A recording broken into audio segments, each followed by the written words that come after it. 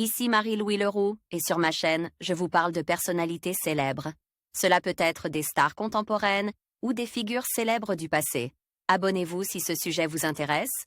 Et maintenant, passons à la célébrité du jour. Bonjour à tous et bienvenue sur ma chaîne. Aujourd'hui, je vais vous parler d'un personnage fascinant, Christian de Danemark. Dans cette vidéo, nous allons explorer sa vie, son héritage et son rôle dans l'histoire danoise. Nous découvrirons comment il a influencé la culture et la politique de son époque, ainsi que les événements marquants qui ont jalonné son parcours.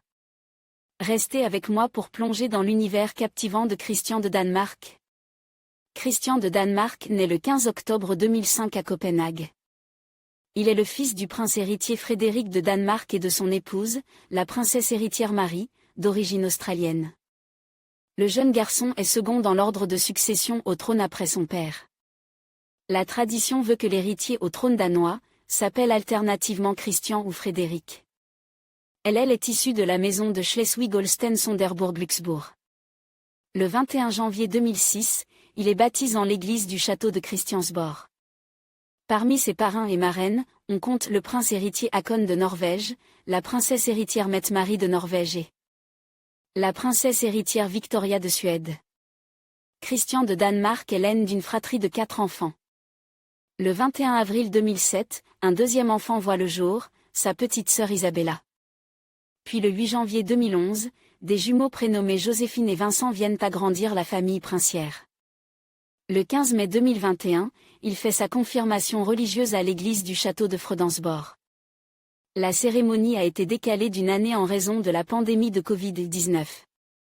Et elle fait sa rentrée au lycée Herlufsholm Gymnasium de Næstved en août 2021. Lors de son traditionnel discours du Nouvel An le 31 décembre 2023, sa grand-mère, Margrethe II, annonce son intention d'abdiquer. Le 14 janvier 2024, jour de ses 52 ans de règne. Le prince Frédéric lui succède donc sous le nom de Frédéric X, ce qui signifie que son fils aîné, Christian, devient premier dans l'. Ordre de succession au trône de Danemark.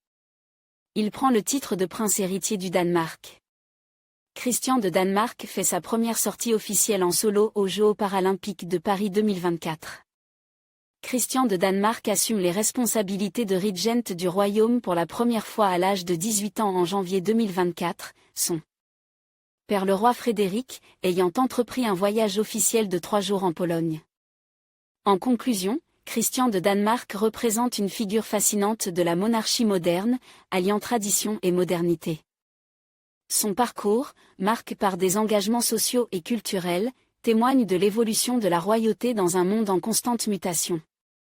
Alors que nous suivons son développement et ses contributions, il est clair que Christian incarne les valeurs et les espoirs d'une nouvelle génération. Merci de nous avoir rejoints pour explorer la vie et l'héritage de ce jeune prince prometteur.